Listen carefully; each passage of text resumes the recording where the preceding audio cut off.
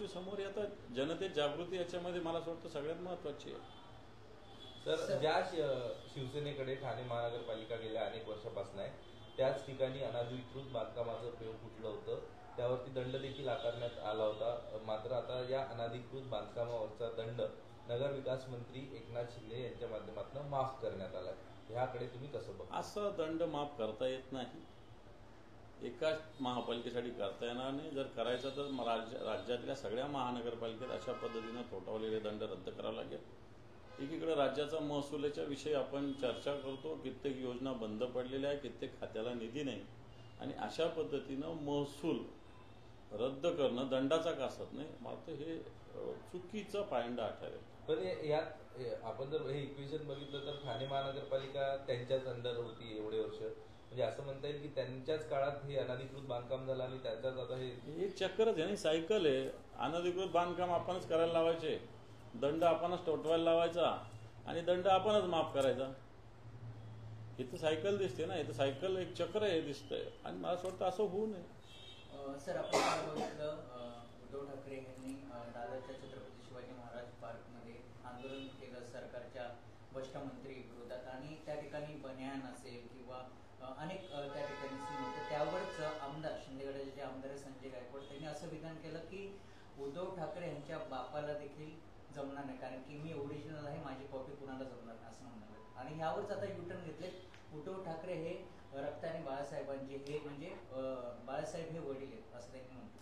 कसं संजय गायकवाडांच्या म्हणण्याकडे फार आपण लक्ष देऊ नये असं मला वाटतं, कारण अतिशय व्हल्गर खालच्या स्तरावर वक्तव्य, मग फार देवेंद्र फडणवीसच्या तोंडात कोविडचे जंतू टाकण्यापासून तर मतदारांना बाजारू म्हणण्यापर्यंत वक्तव्य संजय गायकवाडांचे आहे. म्हणून अशा व्यक्तीकडे मला असं वाटतं दुर्लक्ष केलेलं बरं. पण जर एखाद्या आमदाराने उद्धव ठाकरे नेत्यांचं बाप काढणं कितपत योग्य वाटतं? जनता आता याला उत्तर देईल मला असं वाटतं. थोडक्यात त्यांच्या कानावून गोळी गेलेली आहे, येणार काय त्याला जनता उत्तर देईल. त्यांनीच आज या वक्तव्यावर युटर्न देखील घेतलं की बाळासाहेब हे सर्वांचे दैवत आहे. हे यांचं बोलायचं एक, करायचं एक, सांगायचं एक, हे विसरलेले आहे की शिवसेना प्रमुखामुळं उद्धवजी ठाकरे साहेबांमुळं हे जागेवर बसलेले आहे. नाही तर हे उद्धवजींच्या मातोश्रीचे, बाळासाहेबांच्या मातोश्रीचे उमरे झिजवत होते हे लोक, आणि आता हे बोलायला लागले. मला असं वाटतं जनता हुशार आहे, याला उत्तर योग्य वेळी देतील, आणि मी तर म्हणेन शिवसैनिक योग्य वेळी उत्तर देतील. सर, आता इंगित करून घेऊया झालं मराठी. हो झालं. सर, राहुल गांधी जी ने एक प्रेस कॉन्फ्रेंस लेकर के ये बात देश के सामने रखी है कि बीजेपी ने सरकार बनाने के लिए वोटों की चोरियां की हैं, और उस डेटा के चलते काफ़ी पॉलिटिकल प्रेशर्स और बातें चल रही हैं. आप कैसे देखते हैं उनके इस बयान को? राहुल जी ने बताया वो तो सही बात है. राहुल जी ने वोटों की चोरी, वोटों का रजिस्ट्रेशन किस प्रकार से होता है, वोट 4-4 जगह किस प्रकार होते हैं, ये सही जानकारी पूरे हिंदुस्तान के सामने रखी है. अभी जिम्मेदारी बनेगी हमारे जैसे सब कार्यकर्ताओं की, इस प्रकार जो जो हुआ है वो ढूंढना और उस पर रोक लगाना. मैं समझता हूँ ये काम अभी आने वाले समय में जो सही में जो वोटर लिस्ट पे काम कर रहे हैं उन कार्यकर्ताओं की होगी. और राहुल जी का जो आरोप है, इसके लिए तो कोई इलेक्शन कमीशन तो कोई खुलासा नहीं कर रहा है. बीजेपी के लोग इसमें स्पोक्स पर्सन बन गए इलेक्शन कमीशन के. इसलिए राहुल जी ने जो भूमिका रखी है उसका जो कुछ है बात इलेक्शन कमीशन ने जनता के सामने रखने की जरूरत है. मुझे नहीं लगता कि इलेक्शन कमीशन इस पर कुछ बात रख सकेगा. चुनाव के बाद से ईवीएम का मुद्दा हमेशा से सुर्खियों में रहा है. आज संजय राउत जी ने ये भी कहा है कि जब हम बीजेपी के साथ सरकार में थे तो उस वक्त एक बीजेपी के नेता ने मुझे बताया था कि ईवीएम कैसे हैक किया जाता है. बताया, हमको ही बताया था, हम भी थे उस पर, हमको बताया था कि ईवीएम कैसा हैक होता है. बीजेपी के नेता थे बताने वाले, वो कौन थे क्या थे वो उद्धव जी या संजय राउत सब बताएंगे, लेकिन हम भी थे उसमें, हमको भी बताया थे, कुछ प्रमुख कार्यकर्ताओं को बताया. जल जीवन मिशनचा एक प्रश्न आहे की राज्याचे 35,000 कोटी रुपये जे आहेत ते केंद्राकडे सध्या बाकी आहेत, पेंडिंग आहेत, आणि केंद्राने असं म्हटलेलं आहे की राज्याने तात्पुरत्या स्वरूपात हा निधी जो आहे तो उपलब्ध करून द्यावा. मात्र सरकारकडे पैसे नाहीत आणि त्याच्यामुळे कंत्राटदारांसमोर एक मोठा प्रश्न उभा राहिला आहे. एक जल जीवन मिशन याचा जो आताच्या घडीला जे काम झालेली आहेत 50-52% झालेले, 2 मिनिटं, 50-52% झालेले आहेत. बाकीचे काम निधी अभावी रखडलेले आहेत. याला केंद्राच्या निधीची आवश्यकता आहे. आजच्या घडीला हे काम पूर्ण थंड बसत्यात आहे. गुत्तेदारांना, कॉन्ट्रॅक्टरांना याचा निधी मिळत नाही, पैसे मिळत नाही, म्हणून काम थांबलेलं आहे. आता याच्यातून उलटं सगळं बनेल. जेवढा वेळ वाढेल त्याची एवढी या कामाचं दायित्व आणखी वाढेल. आता हे दायित्व केंद्र देईल का? राज्याची आर्थिक स्थिती आहे का? तर केंद्राने भले म्हटलं असेल राज्याने हे करावं तात्पुरत्या स्वरूपात. राज्याची मला आताच्या घडीला आर्थिक स्थिती दिसत नाही की राज्य या योजनेमध्ये काही पैसा टाकेल. आणि याच्यामुळं या योजना पूर्ण होणार नाही. जो आत्तापर्यंतचा खर्च झालेला पैसा हा वाया जाईल, अशा प्रकारचं विदारक चित्र येणार काळात होऊ शकतं. ओके. हे 2 मिनिटं थांबता का? हे सगळ्या महिलांच्या विभाग प्रमुख हे रक्षाबंधन करताय फक्त. प्लीज.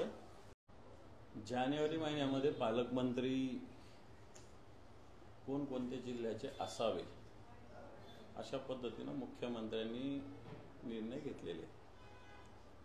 आता ऑगस्ट महिना आलेला आहे, 8वा महिना. या 8 महिन्यामध्ये या सरकारला अजून या 2 जिल्ह्याचे पालकमंत्र्यांचा निर्णय घेता आलेला नाही. तसं इंडिकेशन जे आहे ते तर क्लिअर आहे की नाशिकचे पालकमंत्री गिरीश महाजन आणि रायगडचे पालकमंत्री आदिती तटकरे हे तर इंडिकेशन क्लिअर दिसतात. कारण नाशिकमध्ये कुंभाची तयारी, महाकुंभाची तयारी सुरू आहे. तिथे गिरीश महाजनच लीड घेत आहेत. रायगडमध्ये काही असलं तर आदिती तटकरेच लीड घेत आहेत. याचाच अर्थ शिंदे गटाला काही हे दोन्ही पालकमंत्रीपद मिळणार नाही सुस्पष्ट आहे. म्हणजे खरं सांगायचं तर जे डॉक्टरांचं असतं ना, पेशंट मेलेला आहे पण कोणी डेड झालेलं डिक्लेअर कोणी करत नाही, अशी परिस्थिती या 2 जिल्ह्याच्या पालकमंत्रीपदाविषयी आहे. आणि याच्यामध्ये शिंदे गटाची असहायता पूर्णपणे दिसत आहे. त्यांनी किती पैसा घातला, हे घातला, तरी त्याच्यातून काही फरक पडणार नाही. कारण हे काही करू शकत नाही, यांच्या हातात काहीच नाही, अशा प्रकारची स्थिती आहे. मुख्यमंत्र्यांनी आणखी यांचं काही एखादं दुसरं पालकमंत्रीपद काढून घेतलं तरी हे काही करू शकणार नाही, एवढं मी तुम्हाला ठामपणे सांगू शकतो. उदय सामंत असं म्हणत आहेत की एकनाथ शिंदे आणि शिवसेनेमुळेच खरं तर महायुती जे आहे ते सत्तेमध्ये बसलेलं आहे. जर संख्या बघितली तर भारतीय जनता पार्टीची संख्या मला 133-135 दिसते. मेजॉरिटीला 144 लोक लागतात. अपक्ष वगैरे सगळे मिळून त्यांच्याकडे ऑलरेडी 140-142 लोक आहेत. आणि त्यांनी ठरवलं होतं यांच्याच पक्षाचे 15 लोक ते घेऊ शकतात. ही पण स्थिती भारतीय जनता पार्टीची. उदय सामंतांचा दावा हा अतिशय पोकळ आहे. या दाव्यात कोणतेही दम नाही. मनसे नेत्यांनी आज निवडणूक आयोगाची भेट घेतली. लोकांचा ईव्हीएमवर विश्वास नाही, त्यामुळे व्हीव्हीपॅटवर महापालिका निवडणूक लावण्यात आली असं ते म्हणाले. मी तर म्हणतो त्याच्या पुढची मागणी करावी की बॅलेटवरच निवडणुका झाल्या पाहिजे. व्हीव्हीपॅट पण म्हणजे या भानगडीतच पडू नये, सरळ बॅलेटवर निवडणुका झाल्या पाहिजे, अशा प्रकारे आम्ही आता करण्याची वेळ आलेली आहे.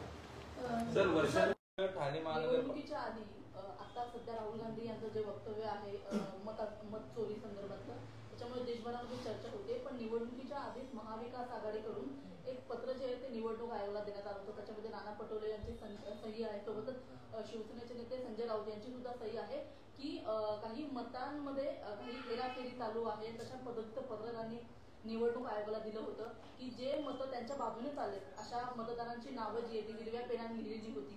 जी मतं विरोधात चाललेली आहेत त्यांची नावं ही लाल पेनाने लिहिलेली होती. आणि त्याच्यामुळे काहींची नावं जी आहे ती थेट यादीतून वगळण्यात आली आणि बऱ्याच ठिकाणी जे आहे ते 10,000 मतदार जे ते वाढवण्यात आले होते. अशा पद्धतीचा संशय निवडणुकीच्या आधीच महाविकास आघाडीच्या नेत्यांना आलेला होता का? आणि असं पत्र निवडणूक आयोगाला गेलेलं आहे. हे पहा, हे सुस्पष्ट आहे.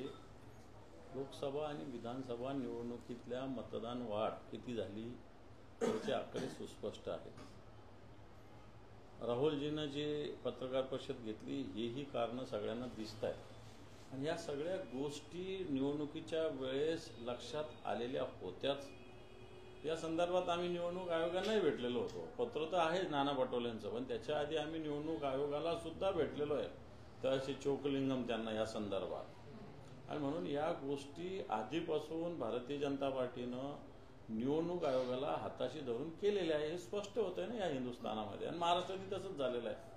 कारण कित्येक लोकांचं नाव मतदार यादीतलं कित्येक आम्ही कलेक्टरांना सांगितलेलं आहे. माझ्याकडे तर उदाहरण आहे सगळे कित्येक जणांचे, की एकेका व्यक्तीचे नाव 5-5 ठिकाणी, एका मतदारसंघात 4 ठिकाणी, दुसऱ्या मतदारसंघात 3 ठिकाणी, असे कित्येक उदाहरणं समोर आहेत. सर, ठाणे राहुल गांधी यांनी हा मुद्दा मांडला त्याच्यामुळे याच्यावरती चर्चा होतीये. पण याच्या पूर्वी आता इतके महिने झाले सरकार येऊन किंवा निवडणुकीचा निकाल लागून, तेव्हा महाविकास आघाडीमधला कोणताही नेता पुढे येऊन या संदर्भात बोलला नाही. तेव्हा निवडणुकीचे निकाल लागल्यानंतर आता पण अनेक तक्रारी केल्या गेल्या, त्याची कोणती दखल घेतली गेली? निवडणूक आयोगाने कधीच दखल घेतलेली नाही. परंतु आता राहुल गांधींनी सुस्पष्टपणे अभ्यास करून काही गोष्टी सगळ्या या हिंदुस्थानाच्या समोर आणलेल्या आहे, जनतेसमोर आणलेल्या आहे. आणि मला असं वाटतं याच्यामुळे आता निवडणूक आयोगाची विश्वासार्हता अतिशय मला असं वाटतं तपासण्याची वेळ आलेली आहे. सर, तुम्ही असं म्हणताय की कुणी त्याची दखल घेतली नव्हती, तुम्ही वारंवार तक्रार करूनही, तर तुमचं असं म्हणणं आहे की तुम्ही जे निवडणूक आयोगाला जे पत्र दिलेलं आहे महाविकास आघाडी म्हणून, किंवा तुम्ही ज्या तक्रारी केलेल्या आहेत, या सगळ्यांचा जे पुरावे तुमच्याकडे आहेत किंवा कागदपत्र तुमच्याकडे आहेत, तुम्ही की राहुल गांधींना देण्याचा जो मुद्दा आहे तो अजून मजबूत करण्यासाठी? नाही पहा, आता शितवून भाताची परीक्षा होत असते. जर राहुलजीने ते दाखवलं तर आता आम्ही या मतदारसंघात अशा पद्धतीनं अभ्यासाला लागलेलो आहोत. आमचे जे बूथवरचे गटप्रमुख आहे यांच्याशी चर्चा करून प्रत्येक मतदान केंद्रावरचे अनुभव मतदार यादीतले आम्ही सगळे शेअर करतोय आणि येणार काळात या सगळ्या गोष्टी समोर येतात. जनतेत जागृती याच्यामध्ये मला असं वाटतं सगळ्यात महत्त्वाची आहे. सर, ज्या शिवसेनेकडे ठाणे महानगरपालिका गेल्या अनेक वर्षापासून आहे, त्याच ठिकाणी अनधिकृत बांधकामाचं पेव फुटलं होतं, त्यावरती दंड देखील आकारण्यात आला होता. मात्र आता या अनधिकृत बांधकामावरचा दंड नगर विकास मंत्री एकनाथ शिंदे यांच्या माध्यमातून माफ करण्यात आला. ह्याकडे तुम्ही कसं बघता? असं दंड माफ करता येत नाही. एकाच महापालिकेसाठी करता येणार नाही. जर करायचं तर राज्यातल्या सगळ्या महानगरपालिकेत अशा पद्धतीनं थोपवलेले